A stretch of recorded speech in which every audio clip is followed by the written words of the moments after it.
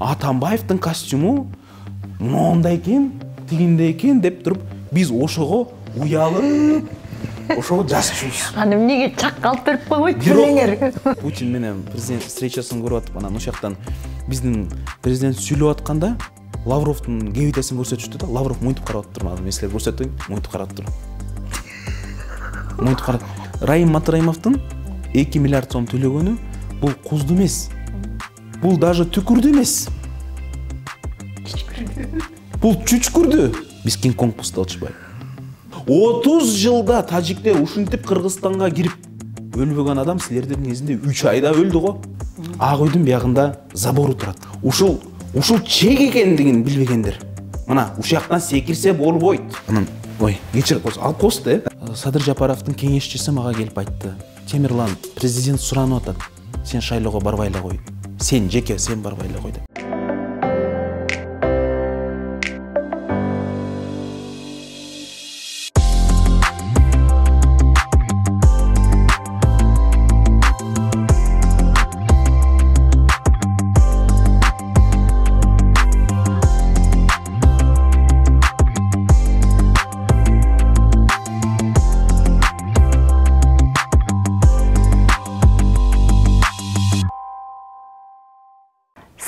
Урматтуу YouTube каналымдын көрүүчүлөрү, бүгүн өзгөчө мейманым бар. Социал-демократтар партиясынын лидери Темирлан Султанбеков. Саламатсызбы, Темирлан? Саламатсызбы, кандайсыз? Сонун, сизди көргөнүм абдан кубанычтамын. Мен дагы. 23 жашта эле, бирок лөкөйгөн саясаттагы мен кыйын деген саясатчыларды коркутканыңыз абдан жагат. Жана силердин катышкан жана дебаттарды аябай чыдамсыздык менен күтөбүз. Бул сапарда катышасызбы? Чоң рахмат. Аракет кылабыз, бирок мен көрүп көрдүм расписанияны. Расписанияны карап көрсөм, бизге бир жанагы ишени, мынтымак, ата журт, мындай күчтүү партиялардан эч кимисин кошпой коюшуптур. Жада калса Альянс, Ата Мекен дегендерден эч кимиси жок экен. Тилекке каршы башка партиялар менен кылып коюшуптур. Анан даже ошолорго дагы мени киргизбегенге аракет кылып атышат да. Ошон үчүн мен өзүнчө ачык кайрылуу жасайын деп аткам. Ошо чоң күчтүү өзүн мына мен деп аткан күчтүү саясий партиялардын лидерлерине мен өзүнчө сунуш кылайын дедим элем. Өзүнчө дебат кылып көрөлү, бири-бирибиздин программабызды талкуулайлы, бири-бирибиздин мындайча айтканда туура эмес жактарыбызды көрсөтөлү эл астында дегендей. Жакшы. Баягы бийлик жаңы, азыркы бийлик орноп атканда сен өзүңдүн жардамыңды сунуштап, мен кандайдыр бир маселеде жардам бере алам, кеңешимди бере алам, көп нерсени көргөзө алам, эгер мүмкүнчүлүк берсеңер деп айтканың бар эле да. Анан кандай мүмкүнчүлүк бердиби? Садыр Нуркожоевич Жапаров мени чакырды эле 14 октябрь күнү түн ичинде. Мени жаңы эле түрмөдөн кой беришкен. Ошол кой берген түнүн биз жолукканбыз, бир маселелерди талкуулаганбыз, ал башка нерсе. Анан 2-3 күндөн кийин анын атынан дагы бир чоң ошо жетекчилердин бири чыкты, ар кандай кызматтарды сунуштады. Бирок мен кызматка барам деп мен айткан эмесмин деп баса белгиледим. Анан айттым, бул эми силер шайлоонун астында жаштарды мындай колдонуп анан кийин өкмөттөн чыгарарыңарды мен анык эле азыр эле көрүп турам. Мен мындайга оюнчук болуп бере турган киши эмесмин деп баса белгиледим. Ошол өкмөткө кирип бараткандарга дагы мен кеңешимди бердим элем. Көп киши барды да. Ата Мекенден барышты, Чоң Казаттан барышты, башка саясий партиялар барышты. Мен бир канча нерсе айттым да, булар алдайт деп. Булар алдайт. Анткени элестетип көрүлө. 10 жылдан бери буту баспай калган жери жок. Жылдыз Жолдошовун мисалы. Мен аны менен мисалы көп саясий көз карашым көп жерден ар кандай да, бирок ал адам чыныгы колдоочу эле да Садыр Жапаровду. Мисалы, оор учурларда ким болду эле? Ошо Мелис Асбеков кандай болсун? Бул башка маселе да, жакшыбы, жаманбы? Мен анын кишини тааныбайм. Чын, өмүрүмдө 2 эле жолу көргөм. Бирок ал ушунча жылдан бери Садыр Жапаров деп жүрдү эле го.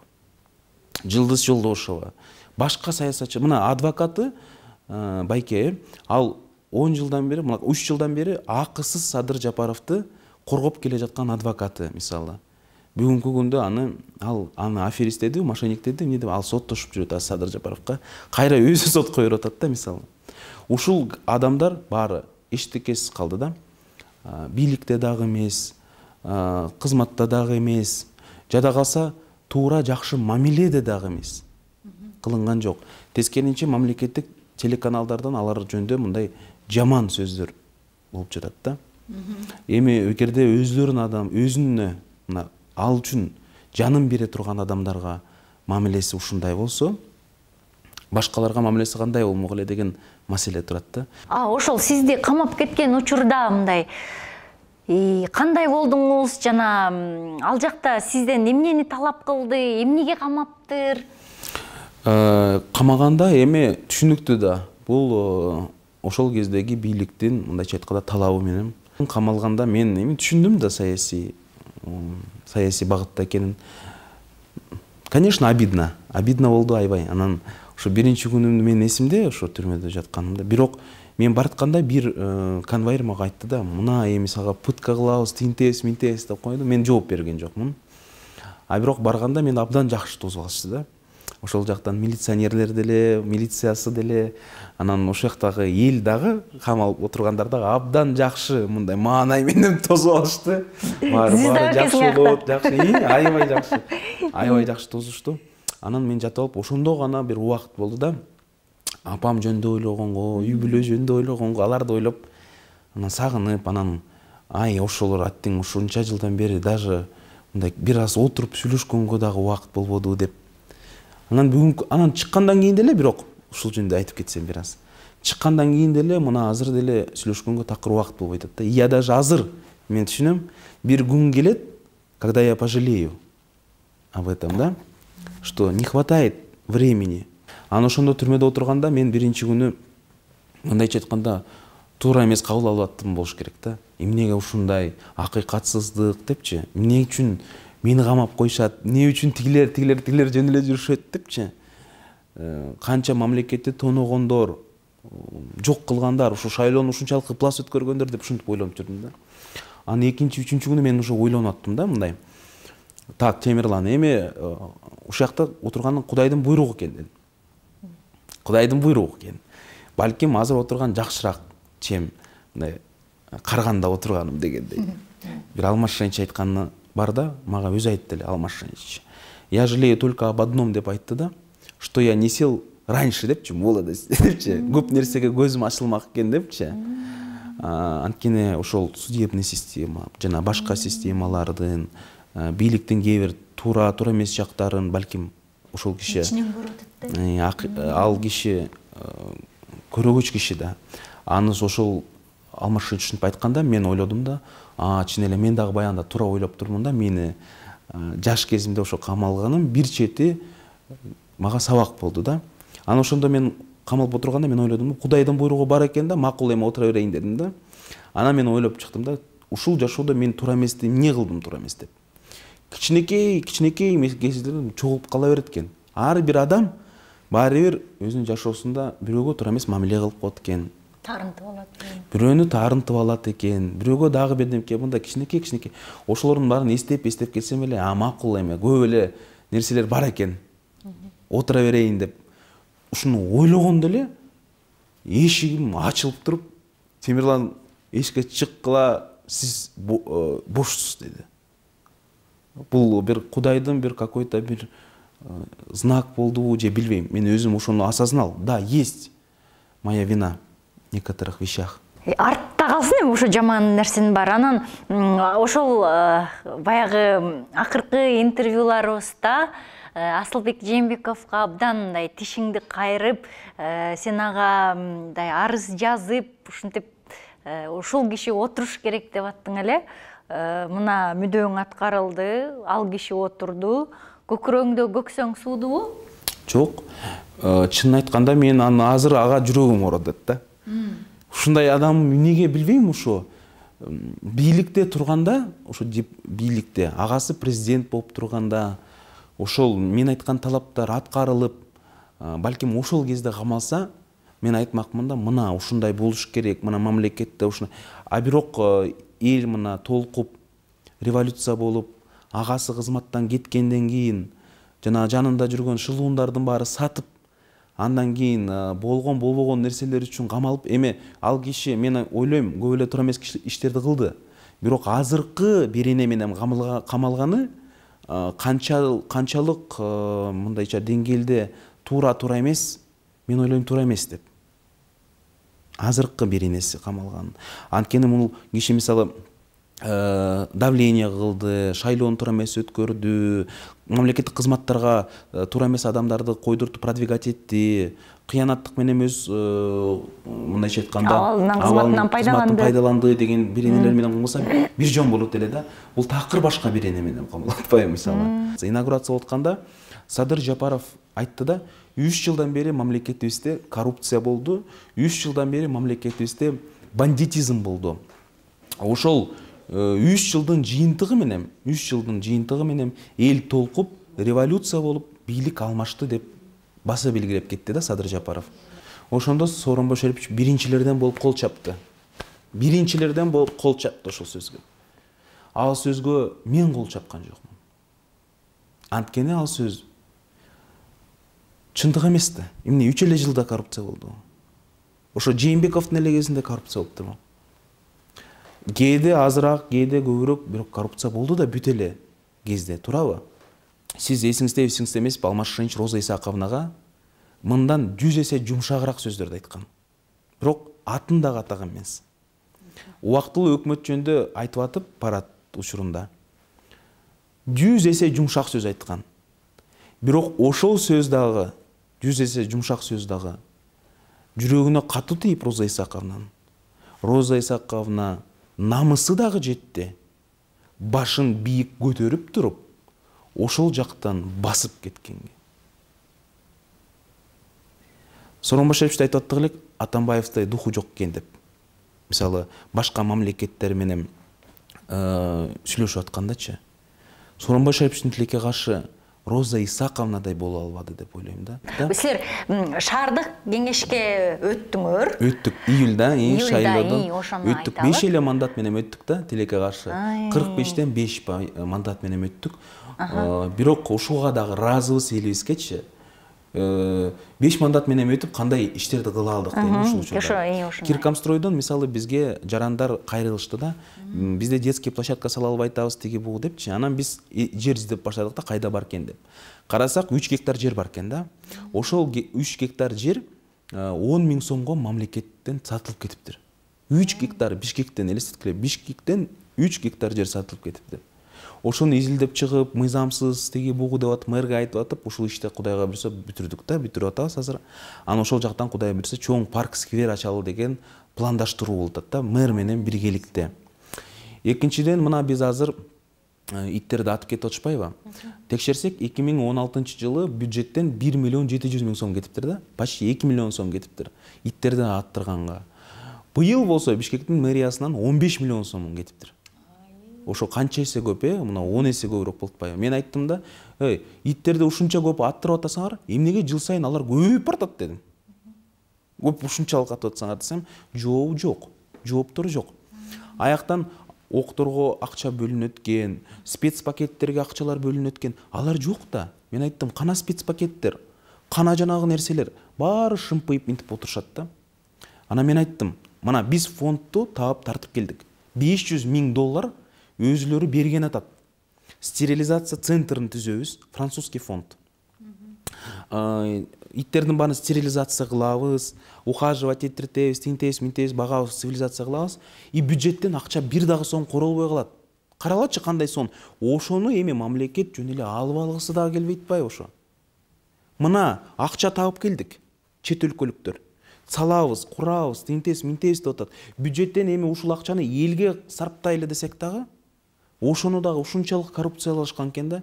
Мисалы, иттерди аттыруу процесстерин, тендерларын, мисалы, курулуш компаниялары жеңип алат экен да. Мен таң калам. Иттерди кантип курулуш компаниялары, мисалы, тейлесин.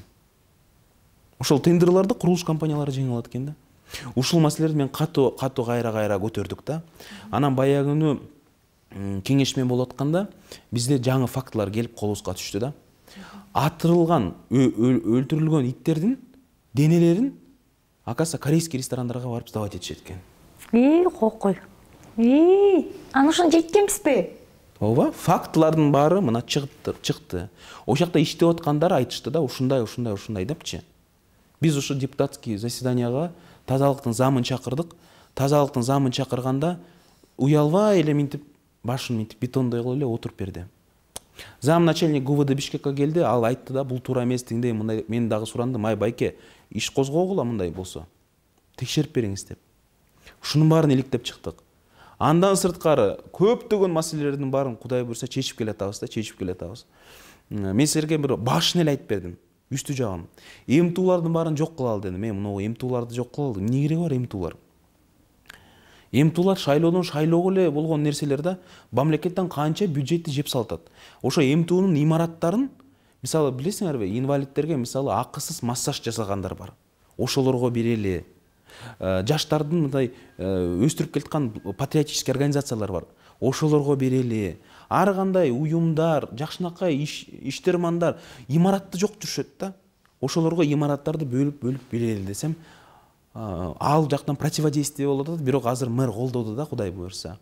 Ошо колдогону ишке ашса, МТУларды дагы жок кылып канча имарат туугуламакпыз да, жакшы уюмдарды.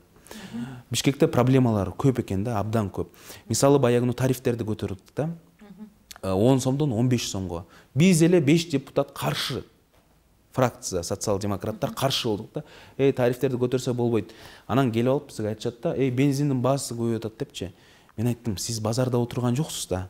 Бензиндин баасы көтөрүлүп атат деп. Макул, көтөрүп берели, бирок силер факты менен бизге көрсөткүлө да. Канча силердин кирешиңер канча? Чыгышаңар канча? Чыгашаңар бүгүнкү күндө кирешиңерден көп болуп кеттиби? Көп болуп кетсе канчалык көп болуп кетти? Жооптору жок. Анан мен мындай айтып атам да, уксаңыз, маршрутчиктердин 90% маршрутка айдагандардын, айдоочулардын 90% ошол эле учурда маршруткалардын ээлери болот да.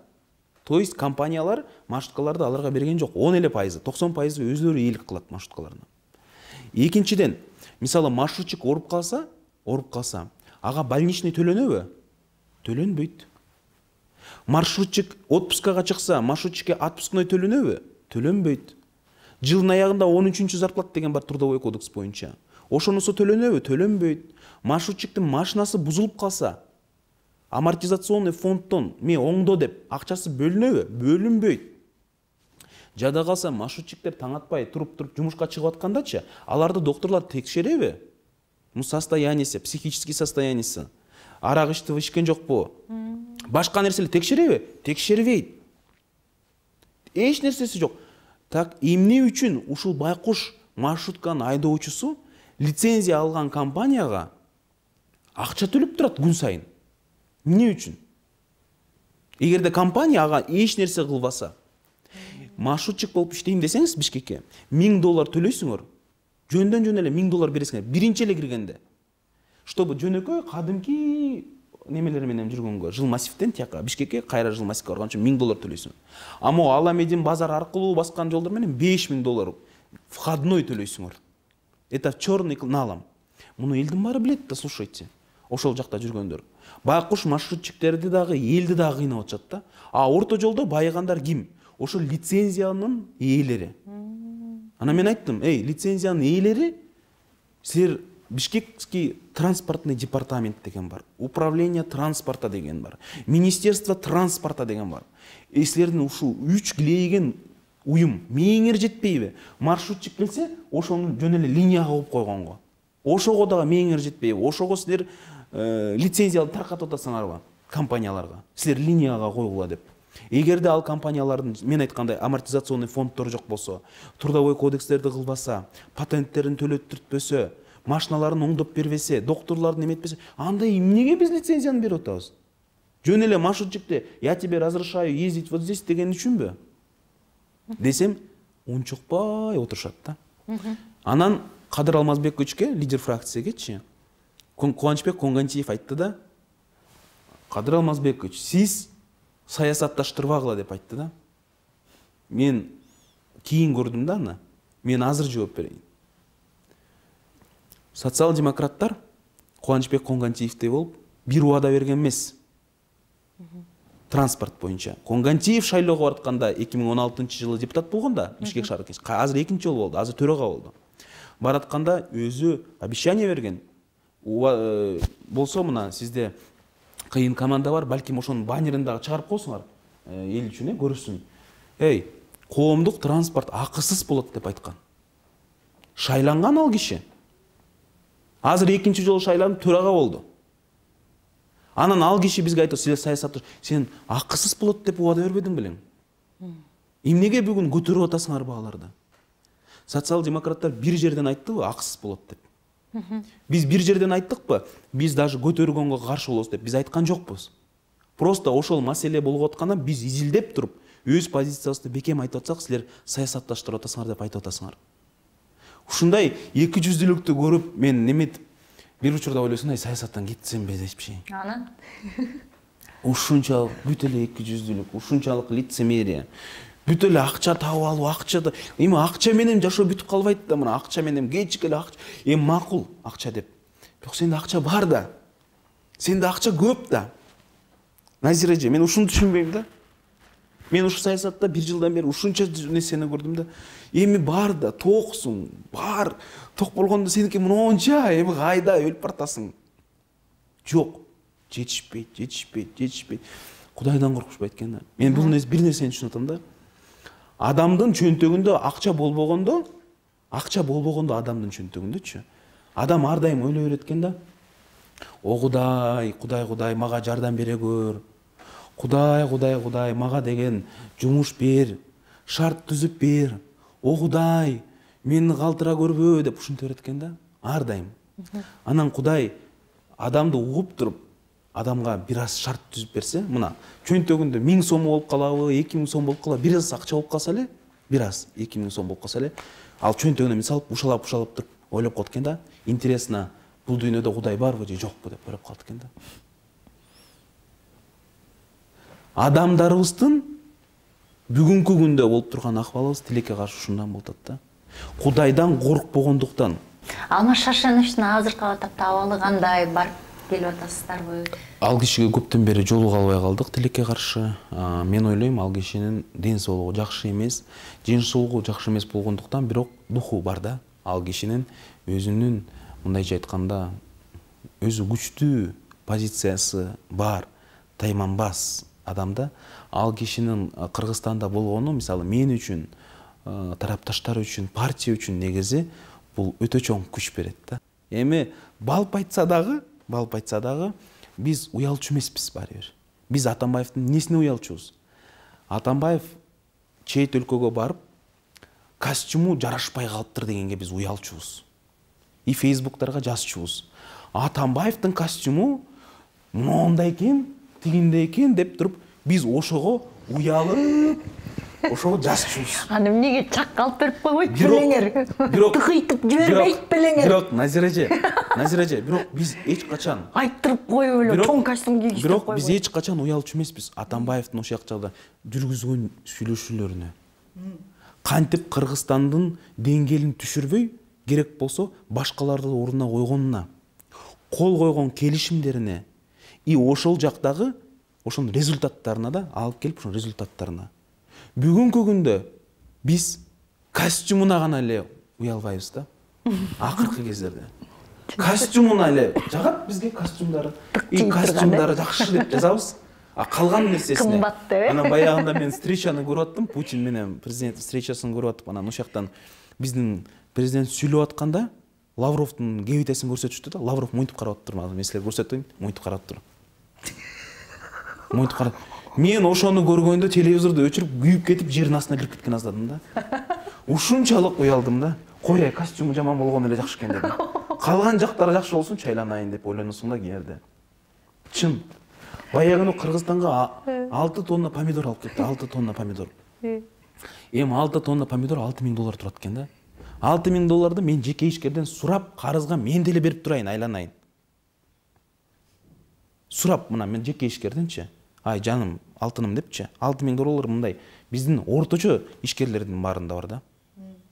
ошону Түркменистандан алып келгенине мен абдан жаман болдум да. Ушунчалык Кыргызстандын бул Садыр Нуркожоевичтин же анын командасынын эле немеси эмес да. Бул Кыргызстандын мындай общий биздин немебиз болуп атпайбы, проблемабыз болуп атпайбы, понимаете да?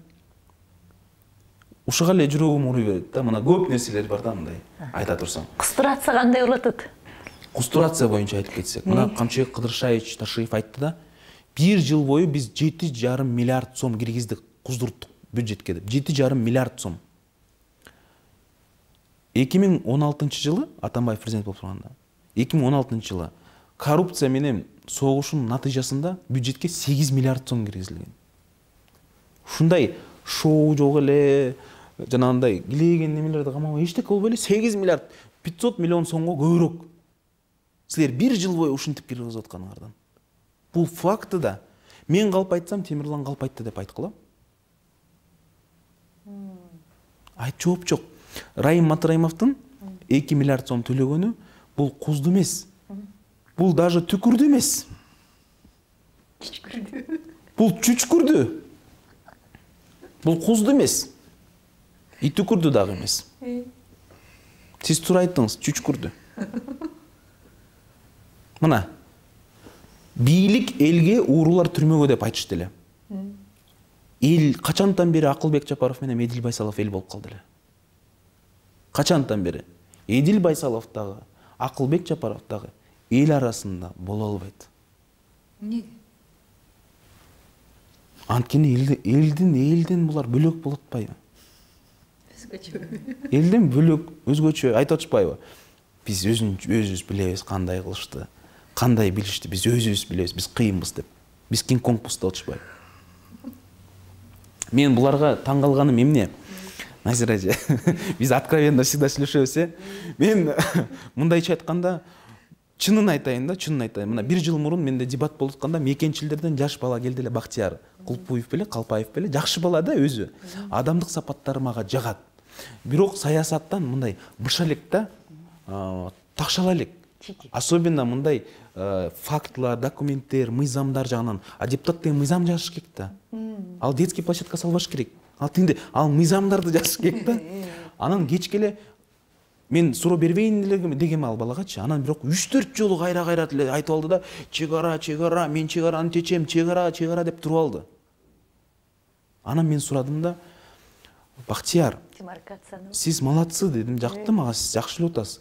Бирок чегараны мен чечем деп айтып атасыз. Демаркация менен делимитациянын айырмасы эмнеде дедим. Ошого жооп бере албай, байкуш жигит кайра туруп алды да, 30 жылдан бери силер СДПК, СД партиясы, социал-демократ, эмне 30 жылдан бери деп ушинтип туруп алды эле. Мен айттым, о Кудай, ушуга бийликти бере көр. О Кудай, ушуларга бийликти бере көр. Көрөлү деп мен сурандым элем Кудайданчы. Үнүң жетиптирби? Үнүм жетип, булар бийликке келишти. Анан?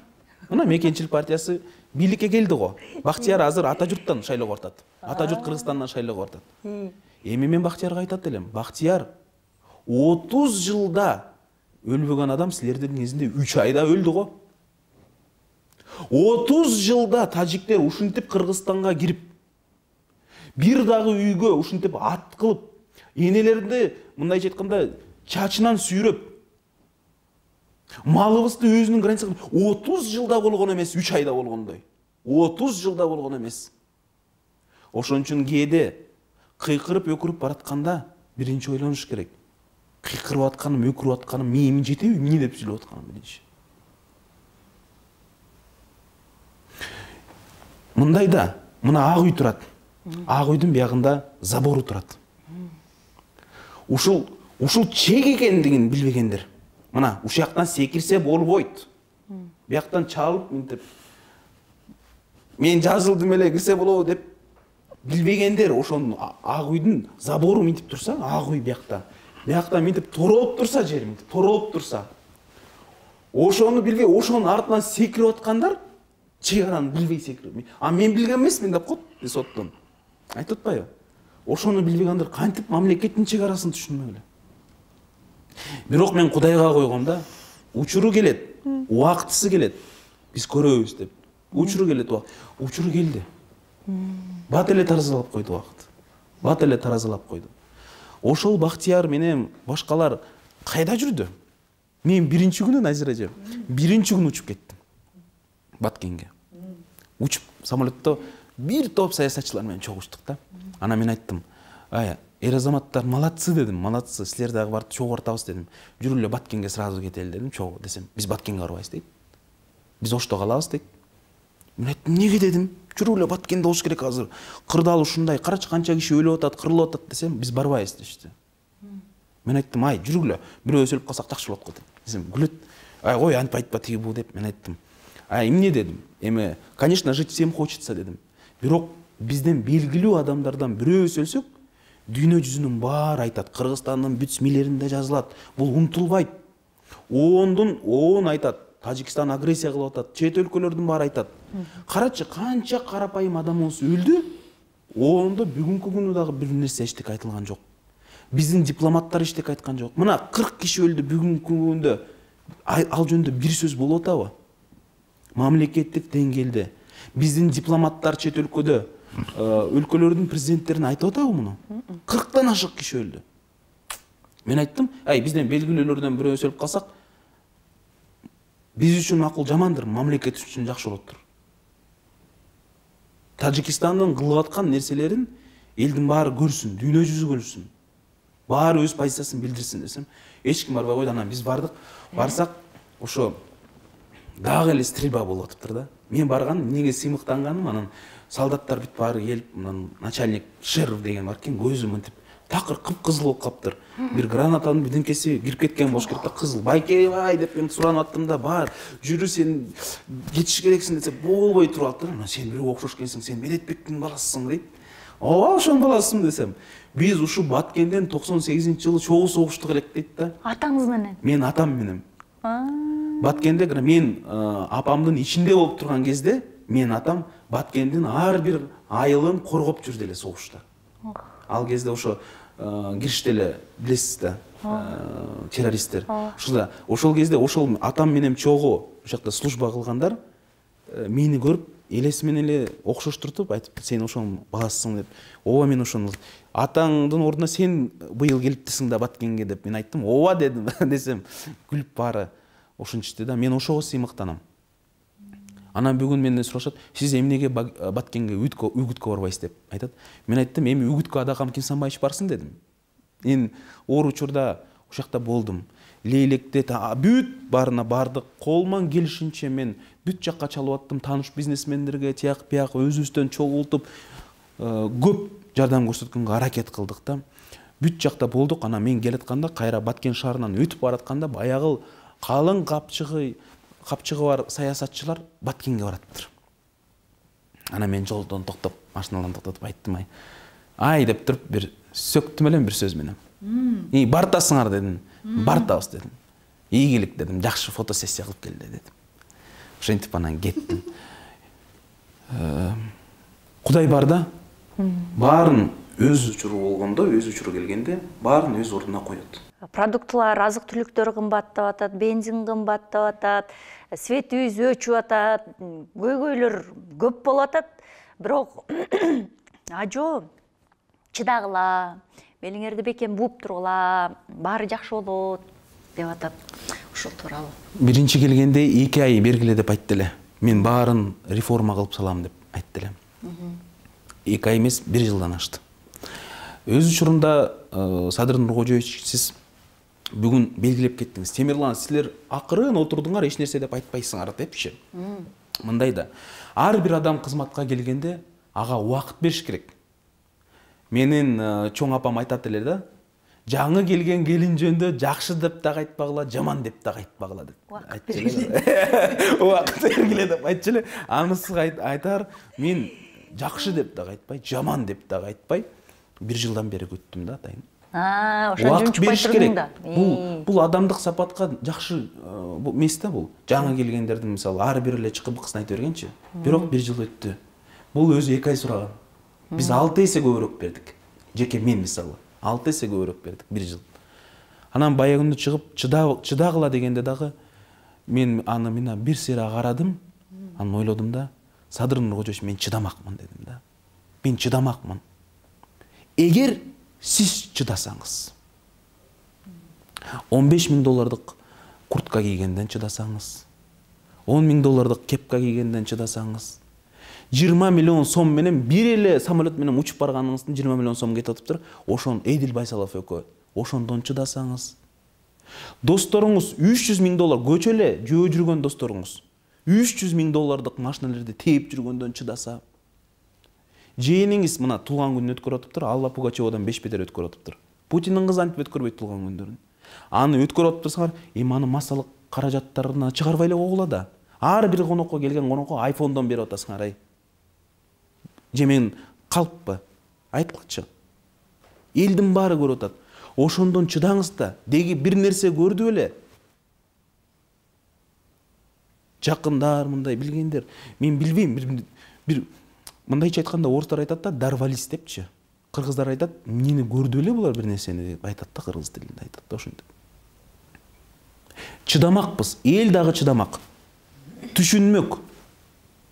Эгерде сиз эл менен бирдей чыдасаңыз, ушунун баарынан. А эмне үчүн бүгүн кайрадан мына светтер өчүп баштап атат, тарифтер көтөрүлүп атат, жанагындай продуктлардын баалары өсүп атат, бүт баары өсүп атат. Эмне үчүн эл чыдаш керек? А бийликтегилер башкача айтканда көбүш керек да. Андай болбойт да. Чыдасак баарыбыз чыдайлы. Мен айтайын деген эмесмин. Бирок көчөккө мына бүгүнкү Дастан Бекешевка карата сөзү, айтылган сөзүчү, Дастан Бекешев өзүн карап алсын тиги бугу деп айткан сөзүнөн мен ушунчалык неметтим да, бир жолу ушу Дастан Бекешевти дагы мен ал киши менен жакшы деле билбеймин, аны бир аз эле көрүшкөнбүз да, өмүрүбүздө 4-3 жолу эле көрүшкөнбүз Бекешев менен. Бирок ал кишинин жанагы көзү көрбөгөндүгүн кемсинтип айтканы мага абдан жаман жүрөккө тийген да. Ошо көзү көрбөгөн адамды сен көзүң көрбөйт тигиндей мындай деп жазганым абдан жаман. Мен ошондо кабыл алгам да. Анан бүгүн дагы айтты да, сен өзүң карап албай тиги бугу дегенден. Дастан Бекешевдин баннерлерин көрдүңөрбү Бишкектен? Я вижу правду деп жазыптыр да. Мен чындыкты көрөм деп туруп бетин минтип коюптур да. Мен аны көргөндө ыйлагым келип кетти да, ошону көргөндө. Эмнеге? Мен сокур болсом дагы мен чындыкты көрөм деп жазыптыр. Сенин көзүң болсо да сен чындыкты көрбөйсүң деген да. Ошол жообу да мен ошентип түшүндүм. Ким кантип түшүндү мен билбейм. Бирок ал чындыкта ошол чындык. Сокур болсо дагы, акчасы жок болсо дагы мына чоң агитацияга айтып атышат, 17 жаштагы бала бесплатно агитация кылып жүрүптүр. Эми жок Бекешевда миллион агитатор алганга. 20 жаштан 50 жашка чейин. Жок акчасы. Акчасыз мына жардам берем деп келип атышат. 17дегилер, 18дегилер, 16дагылар. Эртеңки келечегин ойлогон балдар. Эртең мен мектепти бүтөм. Университетке тапшырам. Менин тагдырым кандай болот эртең деген балдар. Ошону мыйзамсыз деп айтып атышат. А өздөрү мыйзамдуу кылып атат ошойлону. Ошол эле ата журттан Россиянын жарандары бартат. Сарыбашев Талайбек, Ош шаарынын мэрі, 18-жылы паспортный скандал чыккандачы, Россиянын гражданствосын жок кылган да, жок кылган. Кийин мына биз текшертирсек, Россиядан кайра чыгып калып атат гражданствосы. Бирок уже Сарыбашев Талайбек деп жазылбай, уже Карыбашев Баалайбек деп жазылып атыптыр. Сүрөтү баягы эле өзү. Бул эми аферизм да. Бул уже не двойное гражданство. Это уже попытка скрытия двойного гражданства деп эсептейм да. Эми ушунчалык пастыкка түштүкпү ай? Ушунчалык немеге түштүкпү? Мына Чүйдүн губернаторунун балдары баратат. Ынтымактан. Чүйдө эмне болуп атат, кандай болуп атат шайлоо өзүңөр билип атасыңар. Нарында мен баарын ушунун баарын мен айткан деле жокмун да. Эми макул. Кудайдын немесине бердик депчи.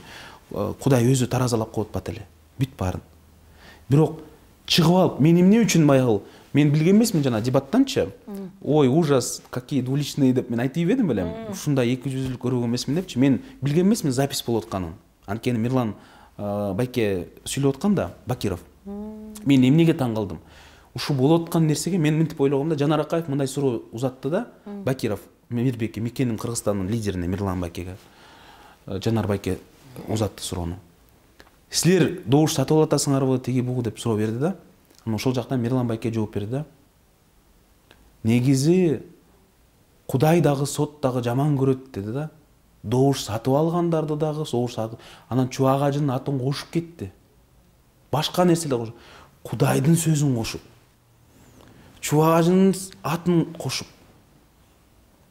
Кереги барбы? Анан Мекенин Кыргызстан бир дагы добуш сатылган жок дегенде, мен ошол жерден өзүмдү кармай албай, эмне болуп айтып ийгенимди өзүм дагы эле эсимде жок да. Анан эртеси күнү шайлоого барып 500 миң кыргыз Мекенин Кыргызстанды шайлаганда ошондо мен жаман болдум да. Жүрөгүм ооруду да. Анда биз ушул жашоону мындайча айтканда татыктуубузбу ушул жашоого деп ойлонуп калдым да. Кийин мен ошо Мекенин Кыргызстандын лидерлери менен бир кафеге кирип барсам, ал кафеден чыгып баратыптыр. Революциядан кийин. Анан алар мени мынтип карап, көзүмө карап, каткырып күлүп айтты да. Ай, Темирлан, көрдүңбү? Вы ничего не добились деди. Биз дагы эле каякта болсок, ошол жактабыз, силер дагы эле каякта болсоңор, ошол жактасыңар деди. Месис ага. Эч нерсе өзгөргөн жок деди. Мен айттым, Байке, Кудай бар дедим. Бул жашоодо болсо да, башка жашоодо Кудай баарын өз ордуна коет. И ошондой болот, Назира эже, баары бир. Ошондой болот. Социал-демократтар партиясы жанагы саламаттык сактоо жаатында кандай билим берүүдө, жана башка туризмде кандай чараларды көргөн тасыңар, программаңарга эмнелерди коштуңар? Мына сиз айттыңыз, билим берүү, саламаттык сактоо, туризм депчи.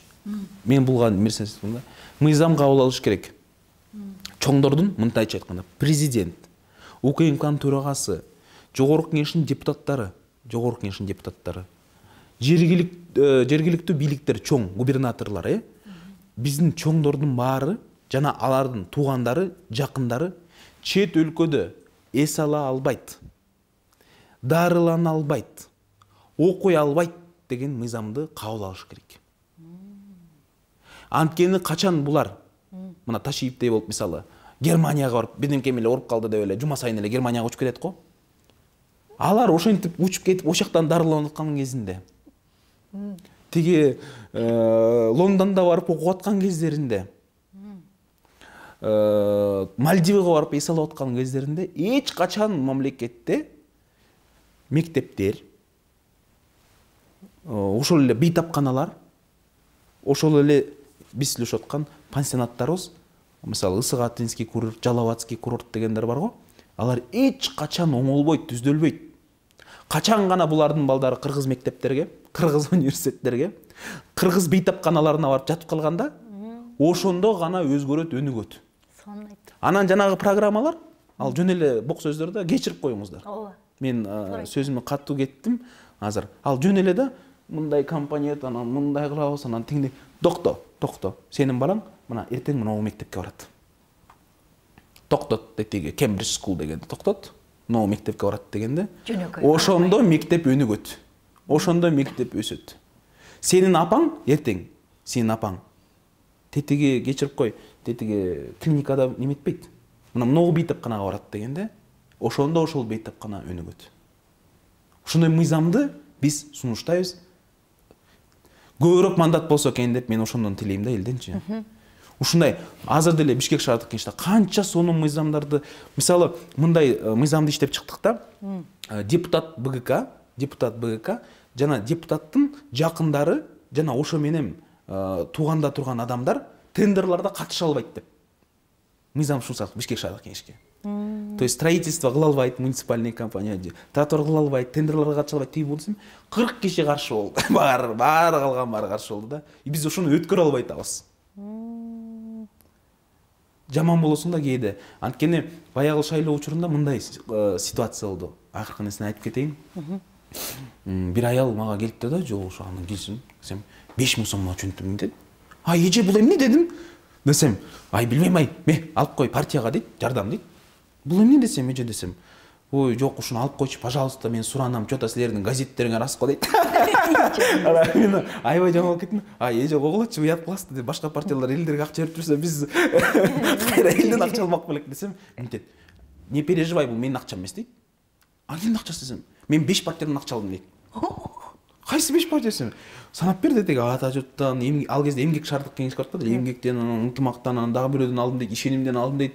Күч биrdikte деген партия азыр жогорку кеңешке чыккан жок го, бирок ошондо бериптир таркаттыр. Ошо айтты да 5 партиядан акча алдым дейт да. Ошону силерге алып келип турбу. Анан мен ошо курсак ачып үйдө продукты жок, тиги бугу жок, жарымысына мен продуктты тиги бугуну алып алгам дейт да. Анан ушун жарымысын силерге жардам катары берип, анан биздин подъездде 12 киши баары силерди шайлайбыз мына тизмеси деп алып келиптир паспортту. Мен бул кереги жок, паспорт эчтеке керек десем эже жок, биз силерге ишенесиздер, өтүп кетишкексиңер деп ушинтти да. Анан баягы күнү дагы бир азыр жогорку кеңеште шайлоодо бир жактан жүрсөм, о жактан келип эжеке келип кайра мага 5000 сом берет баягы. Эже бул эмне жок десем, мен силерге ыраазы болдум дейт. Мен сага такыр жолугуша алган жокмун дейт шайлоодон кийин, Бишкек шаардык шайлоодон. Бирок силердин мына акимиятка барсам, силердин фракцияңар эле иштейт экен дейт. Кабылдамасы ар дайым ачык экен, барып проблеманы айтсаң, депутаттар келип өздөрү шык-шык силер менен чогуу отуруп, чогуу чечет экен дейт да. Анан сага дагы көрүшө албасам дагы шайлоодон кийин, анан шайлоо учурунда азыр сени встречаң болот деп угуп мен чыгып тээ жактан бери келдим дейт. Ошого рахмат деп анан дагы 5000 сом берейин деп айтты да. Анан мен күлүп аябай ошол сөз үчүн жашаганга дагы күч берет. И саясаттан кетпегенге дагы күч берет да. Чын. Темирлан, сен жөнүндө ар кандай ушактар тиги менен согушуп кеттир, му менен атышып кеттир, монтип кеттир, тигинтип кеттир деп эле кечикке эле сен тигирегиңде бир окуялар, ызычуулар, чуручуулар боло берет да. Сен ким менен согушуп, ким менен атышып атасың? Эч ким менен мен согушкан жокмун. Эч ким менен мен атышкан жокмун. Билбейм. Мен биринчи жолу болуп атат, мен атышып кетти, согушуп кетти деп. Эч нерсе болгон жок. Интернет айдыңында сен жөнүндө аябай интрига көп го. Ошондой кылгысы келишет го. Көп иштейбиз. Мен азыр көп иштеп атам тилекке каршы. Абдан ушу убакыт болбой атат да, интернет мындай соцсеттерде мен үйрөнгүм келип атат да, ушундай. Жана стористерди кылып, анан көп иш кылып атпайсызбы? Мен силерге азыр айтып бердим, башын элечи. Ушуну элге жеткире албай эле жаман страдать эте берем да, ушундай же бир кишини сурансамбы деп атсам да. Эмнеси бар? Коюп туруп эле сториске азыр баланча жерде жүрөбүз деген. Ушундай кылам. Мен ушундай кыла албайм да. Эмнегедир ушундай кыла албайм. Ошону үйрөнүш керек болуп атат да. Мондай кылдым, анан мындан да кылып атабыз деген айткандан да уяла берем да, бир жагынан анан кантип кылам деп эле жаман боло берем да. Анан ушундай бир суранып атам да, азыр жаштардан дагы ушундай кылып бергилечи мага деп. Жаштарданбы? Болбосо 25 жаштасың. Ооба, бирок мен билбейм, ушундай болуп калды. Жашоо ушундай болуп калды. Башкачараак. Сен өзүң мындай бир чоң кишидей сезесиңби мындай? Өзүмдүбү? Ооба. Жок. Бирок сен баласың да азыр, кичинекейсиң да, 23 жаш деген бала да. Сен бир мен сени көргөндө бир 40-тагы кишикенде ойлогом, 30 өлдү дегенде эле 39. Биздин чоңдордо, ошо биздин чоңдор жакшы болгондо мен бармак эмесмин, кереги жок болчу мага. Бир жыл мурун Назира эже чоңдор айтып атпады эле бизге, биз биримдик эң идейный партиябыз. Мекеним Кыргызстан, биз тим эле Кинг-Конг, биз шундукпуз деп айтып атпады эле. Кинг-Конгдун жакы. Ошондо мен быйыл айтып атам да байкелерге, мына силер 600 киши бардыңар шайлоого. 3 партиядан 600 талапкер. Бирөөңөр чыккан жокпу. Намыс үчүн ошо биримдиктин желегин көтөрүп, мекенимдин желегин көтөрүп, башка партиялардын желектерин көтөрүп, намыс үчүн кантип барган жоксуңар шайлоого. Мен мисалы, мына социал-демократтар партиясы кийин да болбой калса, мен башка партияга бара албайм. Эмнеге? Сени көп партияларга чакырышат экен го. Чакырышат, эми бирок маселе мындан да. Мен бара албайм да. Партиясын саткан адам ал мамлекетти сатат. Партиянын желегин ыргытып эртең ал деген мамлекеттин желегин да ыргытып кетет. Мен андай кыла албайм, понимаете да? Я не могу аны партия бир күнү муну ыргыта калып, тек барып эртең башка желекти көтөрө калып, анан ал болбой калса кайра 3-чү желекти көтөрө калып, мен андай кыла албайм. Ушул партия жаман болуп калдыбы? Ушу жаман болуп калса, ушуну тазалаш керек дейм да. Жамандарын кетирели келеле, жакшыларын алалы, кайра оңдололу, кайра кетели деп. Ушу партиянын желегин көтөргөнүмө жок болуп калганда, мен сыймыктанам да, Атамбаев президент болуп турганда мен келген жокмун да СДПКга. СДПК жалжаңдап, кечирип койгула, мамлекетти моинтип, дардаңдап турган кезинде келген жокмун да. СДПК урап жок болуп бараткан кезинде кайрадан ошол желегин көтөрүп, тазалап, оңдоп, жүргүзүп элдин ишенимин үмүтүнө кайра киргизгениме мен ошого сыймыктанам. Жаңы нерсени көтөрүп оңой. Ушу особенно эски нерсени, еще жаманат калган нерсени түздөп, оңдоп алып кеткен оор. И биз өзүбүздүн партиябызды ушинтип алып кете алсак, биз эртең мамлекетти дагы алып кете алабыз деп мен ишенем. А эгерде өзлөрүнүн партияларын алып кете албайт бүгүнкү күндө.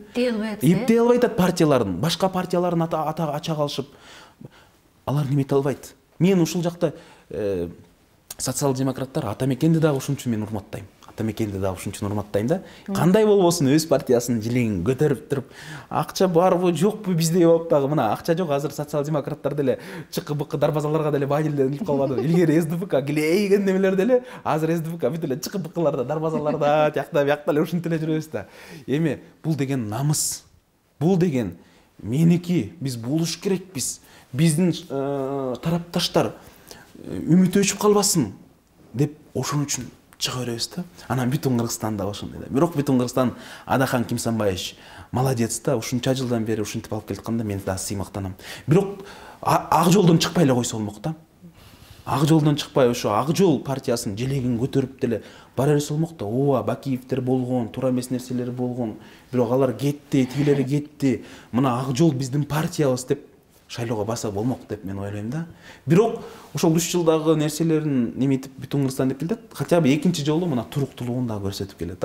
Хотя бы ушунусу туруктуу болуп кете берсе дагы жакшы болот деп мен ойлойм да. Туруктуулукту лидерлерден башталып, анан кийин мүчөлөрү дагы ошо туруктуулукка сапталып, мындай идеялык көз караш менен барган жакшы болмок да. Темирлан, мындай азыр ушунча Кыргызстандын жүгүн артынып, ушундай жаш убагымда деп мындай кейбейсиңби? Мен жаштыгымды жаштардай өткөргүм келет, клубка баргым келет, жаштар менен, кыздар менен жүргүм келет, ойногум келет, ичким келет. Назиреже, бул деген бул мен ушуга өкүнөмбү, өкүнбөйбү, муну эл чечет. Мына шайлоолордо көрсөтөт да эл. Жаштык бир эле жолу келет да, Темирлан. Ушунча жылдан бери биз мына ушунча убакыттан бери эл үчүн деле жүрөбүз. Анан ушунун баары стоило того или не стоило, наверное, покажут итоги выборов. Сен азыр эл аралап атасың да, элдин маанай кандай экен анан? Жакшы, эл аябай жакшы кабыл алат. Мындай баягыдай сатылып, ачка болуп, акча берчи, канча берген атасың дегендер барбы? Ошондой жок. Жокпу? Ошондой, ошо быйыл болчу да, мына октябрда. Ошондо ушуну айтам да. Биримдикти деле колдогондо мекен. Азыр болсо любой жакка барсам, жөн эле өзлөрү эле деп чогултат, эл тоодо чогул. Элди сатылбайбыз деп ушинтип эле калышты. Ушинтип атабы? Элдер ушинтип атышат. Мен ошого ишенип атам да, билбейм. Бирок кандай болот жыйынтыгы билбейм. Бирок главное шайлоо күнү уктап калып жатып калбаш керек да. Тууган тушкандарга чалыш керек, жакындарга шайлоого баргыла деп баары шайлоого келсе, бири-бирибизди үгүттөбү деп мен ойлойм. Бири-бирибизди үгүттөп барсак болмок да. Быйыл дагы ошол болбоду. Бая чоң казатка, реформага, Атамек, мен баарына баргам, республикага баргам. Ташиевтерге жолугуп мен, Жапаровдун агаларына жолугуп мен. Быйыл алар түрмөдө отурган кезде. Барып, байкелер, давайте биригели деп баргам. Республика, Мекенчил, чоң казатка баргам, биригели, реформага баргам. Мекен ынтымагына баргам, Темирбек Асанбековго. Элди бөлбөйлү. Mo биримдик мекениндер акча менен сатып алышат. Кер биригели, баарыбыз биригип, бир күч болуп баралы десем, силер өтпөйсүңөр, силер неметпейсиңер, силер кереги жок деп ушинтип баары ушинтип койшукан. Анан ошентип голостордун баары чачырап, бийликтин партиялары өтүп кетти. Биз болсо мисалы ошол партиялар өтпөй калган партиялар, биз деле биримдик мекеним Кыргызстандай голос алдык да. Баарыбыздыкын кошкондо. Бирок ал чачылып кетти да. Эгерде чачылбаганда биз деле 30-40 мандат менен өтмөккөнбүз жогорку кеңешке. Мен айттым, каралачы, силердин айыңардан жаш жигит үмүт өлдү. Туура. Канча кишиге ок атылды. Туура. Качан ушул саясий амбициялар деген мындай токтолот. Аттын башында айттым эле. Өлүп кетишти. Бүгүн мына мен ушу реформага да айткам, жүргүлө биригип баралы деп. Болбой койчу мына шаардык кеңештерде. Шаардык кеңеште азыр биз 5 мандат эмес, 13 мандат менен отурмак экенбиз. Мына реформа өтпөй калды, биз өтүп кеттик, бирок 5 мандат менен. Жок дегенде 10 мандат болмок экен. Реформанын голосторун бизге кошкондочу. Керек беле ушу? Бүгүнкү күндө деле мен эсептейм да, көп кишиге айттым, ал партиялар ошолордо силер өтпөйсүңөр дегендер өздөрү жок болуп кетти. Лидерлери саясий партиялары менен чогуу жок болуп кетишти. Кана ошол республика, кана ошол кезде Жанар Акаев баштап бараткан ата мекен, кана ошол кездеги мына Чоң Азат, кана ошол кездеги Мекен ынтымагы, мен баарына баргам. Кана ошол бирөөсү дагы жок да. Эми эл дагы ойлонуп көрүш керек да, ким туруктуулугун сактап, ким ушинтип барып жатат деп. Биз өзүбүздү мына айтат да, элдер башкача болуп калды деп айтышат да, кээ бир саясатчыларчы, элим өзгөрүп калды деп. Мен айтам да, эл өзгөргөн жок, силер өзгөрдүңөр деп. Орустардын бир ыры бар да, как молоды мы были деген ыр бар го. Мен ошол ырды аябай жакшы көрөм. Часто угуп турам да. Мага бирөө сунуш кылганда, акча берем жүрмө партияга, көп акча берем тиге дегенде, мен ошол ырды уга калып, анан кой деп калам да. Мындай строкалар бар да. Чтоб тебя на земле не теряли, постарайся себя не терять деген сөзү бар да. Саясатчы өз-өзүн сатып салса, кандайдыр бир долбоорго, кандайдыр бир партияга же кандайдыр бир саясатчы сатып салса өзүн, аны эл сатат. Аны эл саткан жок, аны эл жоготуп алат да. Анткени ал киши өзүн сатып салган болот. Ошон үчүн биз өзүбүздү сатпай, өзүбүздү сатпаганга аракет кылыш керекпиз да. Саясатчылар, бул эл күнөөлүү эмес, саясатчылар күнөөлүү. Бул саясатта канча жыл жүрөсүң? Азыр канча болду ошо? Уже 4-5 жыл болуп кетти.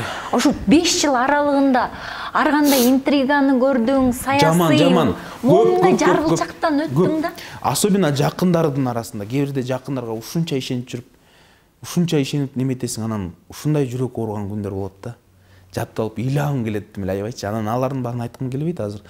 Бирок абдан көп, кээ бирде ушунча жазайсың, ушунча кыласың, анан күтпөгөн адамдардан күтпөгөн нерселер көп болот да. Анан бирок ошого дагы чыдаш керек. Ошого дагы үйрөнүш керек. Анан жанагы Алла Пугачевдин ыры бар эмес беле? Так же, как все деген ыры бар да. А студионан кийин кайра ырдап чыкканда ремейк. Аны алып дагы ойлойм да, чын эле элдер ойлойт. Мындай булар тиндей депчи, бирок биз деле ошо эл кандай жашоону жүргүзүп жатса, биз деле ошондой эле жашоо менен жашайбыз го дейм. Ошондой эле куралбастыкты көрөбүз, ошондой эле бут тосууларды көрөбүз, ошондой эле саткынчылыкты көрөбүз. Дегеним, сен адамгерчилик сапатыңды, касиетиңди канчалык деңгээлде өзгөрттү бул нерсе? Сен ушу 5 жыл аралыгында жан дүйнөң эмнеден өттү? Азыркы тапта жан дүйнөң кайсы абалда? Силер көрүп атасыңар, силер билесиңер го. Мен көрүп атам. Болгон сайын өзгөрүлүп келдим. Сен өткөндөгү алган интервьюмда башкача болчусуң. Ал кезде мен такыр башка элем. Көп нерсени көргөн эмесмин. Азыр сен башка Темирлан көрүп атам мен. 1 жылда мен көп нерсени көрдүм. Ошол 1 жылдын ичинде мен көрдүм да, эмне үчүн кээ бир адамдар өзүн сатып кетет? Эмне үчүн ушундай байлыктан контроль боло албайт? Эмне үчүн ушинтип көп нерсени көрдүм. Кээ бирде түшүнөм. Бирок аларды мен түшүнөм, бирок кечире албайм да. Сен кечире албайсыңбы? Кечире аласың, балким ишеним арта албайсың экинчи ирет. Ишеним арта албайм го. Бирок мен таң калам да, эми сага эл ушунчалык ишенсе, кантип ушинтип кетесиң да? Ошо мен таң калам да. Мен биринчи жолу Садыр Нуркожоевичке жолукканда, мен биринчи эле айтканымда, жолукканда эле Садыр Нуркожоевич дедим. Сизге эл мындай, билесиңерби, жана илгери мындай племеналар бар эмесби, урууларчы, кээ бир идолдарга ишенчү эле го, какой-то жанагы бизде шаманизм тиги буларга ишенгенде сизге ошондой сыяктуу ишенип атат дедим элдер. Сиз ушул ишенимден актаңыз, менден сураныч дедим. Эл үчүн актаңыз деп мен сурандым. Башка эч нерсе суранган жокмун. Ал мени мынтип карап туруп, "Өтемла, эмнени ойлонуп атасың? Ушунтөс да" деп койду да. Анан көчө чыгып жана чыдагыла дегенде мен азыр просто атырылып кеттим да. Чыдайбыз го, чыдайбыз. Бирок мен Садыр Жапаровдун президенттигине переживать эткен жокмун. Мен ошол ишенген элине переживать этип атам. Мен баягында Тамгага бардым, жайындачы. Тамгада мен ата-энем военный пансионат бар айшакта. Кебетеси бир шумдук уже, кебетеси кетип калган. Анан ошол жака барып кичине эс алып, көлгө түшүп, анан бир кафеге кирдим да. Кафеге кирсем, бир эже экен. Келип кучакташып, өбүшө калып, анан сүйлөшүп. Кадимки эле эже, тааныбайм ким экенин. Анан айтып калды да, мен ошо күзүндө дейт Садыр Жапаров түрмө кезинде мекенчиликке агитация кылгам дейт. Бишкекке барып өзүм акчама квартира снимать этип дейт. Мекенчилдердин гезиттерин өзүнүн акчабызга чыгарып, базарга таң атпай туруп, мекенчиликке добуш бергиле деп ушинтип жүргөм дейт. Анан азыр абал өзгөрүп, такыр башкача болуп кетти. Ошо кантип болсун, тиги бугу деп айтып калды да. Анан мен Садыр Жапаровдун көп иши туура эмес экенин билсем дагы, түшүнсөм дагы, ошол эженин духу түшпөсүн деп мен кайра айтып аттым. Ой жок, эже, тиги Жапаровду башка немелер башын айлантып атпайбы, тиги бугу, анан Кудай буйруса жакшы болуп кетет, мен ишенем, президент алып кетет деп ушинтип айттым да. Анан ал мени мынтип карап, это самое, извините, чуть-чуть мне это занервничал. Анан мен ал эжени карап, анан ошондо духу көтөрүлүп калды да бир аз. Духу көтөрүлүп калды, анан мен ошондо көрүп алып, ал эже ыйлады да, барып чыгып. Анан, ой, кечирип койсо, алып койсу да. Албайм. Анан ошол жакта мен аябай переживать эттим да. Эртеңки күнү мен дагы саясатчы катары уят болуп калганмын. Ушу элге үмүтүн актабай калганынан корком. Ошондон корком. Ошондой күндө Кудай жеткизбесин да, ошондон эле тиленем. Ошо, рахмат. Рахмат Темирлан, аябай сонун маек болду. Мен ушул месеничи сыртыңдан дебаттарда ушундай акылыңа таң берем, ушундай курчтугуңа таң берем, духуңа таң берем, билимиңе таң берем. Мен сага ушундай суктанам. Бир эле ушу жүрөгүмдө өйгөн нерсе, сага күйөрман болгондон мени тартып турган нерсе, бул адамгерчилигиң болчу. Интригага жаш кезинен аралашып калды, интригант болуп калды. Бул деген мындай деп, мынтип сага мындай болушуп жан тарткандан ушул нерсе мени кармачу. Каппата депчи, карачы кандай бала. Бул саясатчылардын арасында жоголуп баратат. Балким билими жогору болор, бирок адамгерчилигин айта албайм деген ой ичимде терең сакталып болчу. Бирок бүгүнкү маекте сенин өзгөрүлгөнүң, сенин жашоого башкача болуп калганың, жан дүйнөңдө башка Темирлан, чыныгы Темирланын чыкканы бүгүн мени аябай кубандырды. Рахмат, Назираji. Сизге бир нерсе эле айтып коеюн. Бир нерсе, бир тарыхты айтып берейин. Акылбек Жапаровдун сунушу менен депутаттыкка 21ден 25 жашка чейин көтөрүштү да. 25 жаштан кылса болот депчи. Мен президент Садыр Жапаровга туугандар аркылуу дагы, жакын саналаштар аркылуу дагы айттым да. Конституциялык кеңешпеде 21 деп калтырган. Эмнеге фальсификация алып, азыр 25 деп чыгарып атышат Садыр Нуркожоевич. Ушакта туура эмес кылып атышат деп айтып коюңузчу. Ушу туура кылышсын, эмнеге мыйзамды бузуп атышат дегенде, Садыр Жапаровдун кеңешчиси мага келип айтты. Темирлан, президент суранып атат. Сен шайлоого барбай эле кой. Сен жеке, сен барбай эле кой деп. Шум көтөрбөчү деп сунады. Ал кезде оор учур болуп аткан, январь, февраль, март. Знаете, такие времена да тяжелые были. Ана мен айттым, мен депутат болсом болбой эле кой деди. Макул, президент каалап айтыптыр. Темирлан депутат болушуна каалап айтыптыр. Мен болбой эле коем дедим. Мен интригант болсом ошентип демек белем. Мен Баткенге барганда, айтып атпаймынбы? Баткенге барсам, мындай кырдаал болду да, барсам Рабат деген жерге бардым да, аяктан эл чогулуптур, анан ошол жактан баары Ташиев менен Жапаровду өлө жамандап атышат, өлө. Мен деле көп жырына каршымын да, мисалы ошо менен колдон алып, алар ушундай деп айтканга мүмкүнчүлүк болгондо, бирок элестеткиле, таджиктер Кыргызстанга кирип алса, сосын таджиктер басып атат менин жеримди, элестеткиле. Басып жүрүшөт.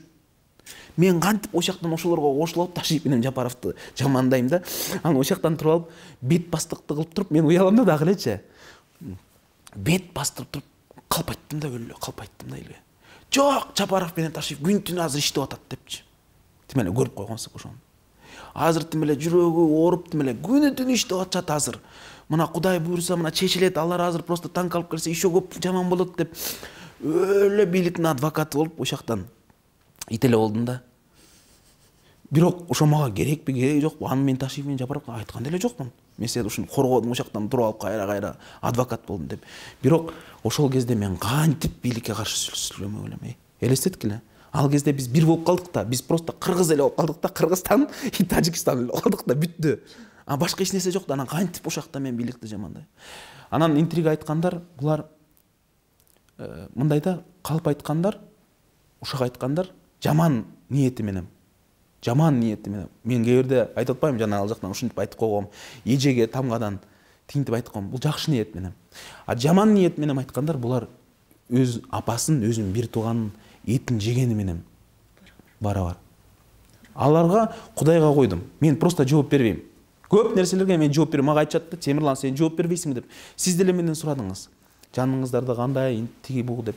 Мен просто жооп бере албайм. Мен аны айтып бериш үчүн көп нерсеге мен ачыш керек да. Бирок ар бир кишинин өзүнүн тарыхында бар да, өзүнүн үй бүлөсүндөгү мамилелер, кайнелер менен, кайнапалар менен, башкалар менен ар кандай просто намыстуу адам и мындай абири бар адам эч качан ачыкка чыгарбайт көп нерсени. Алар үйүндө болуп аткандарды, алар өзүнчө кандай кылгысы келип, кээ айтып атса айта берсин, мен чыгаргым келбейт көп нерсени. Ошо суранганым эле, адамгерчилигиң калсын, жан дүйнөң таза сактасынчы, суранам мен сенден. Мен өзүм Кудайдан суранам. Мен айтып атпаймынбы? Кандайдыр бир ушундай бир сунуш же бирдеме түшүп калганда, бир партияны сатып кет, өзүңдү сатып кет, монтуп айтып кой дегендечи. Мен жанагы ырды уга алам да, атайын.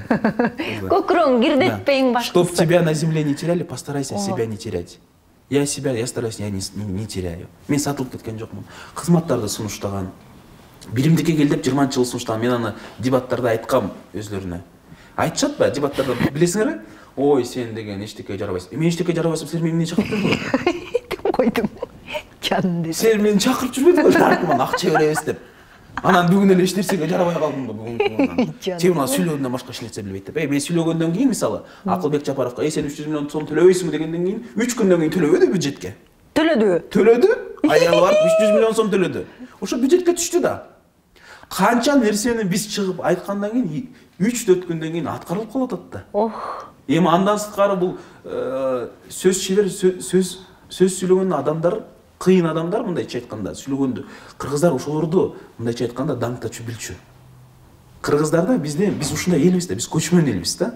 Бизде именно устное народное творчество всегда мындай бийик турганда и озеки түрүндө кыйын болгондо.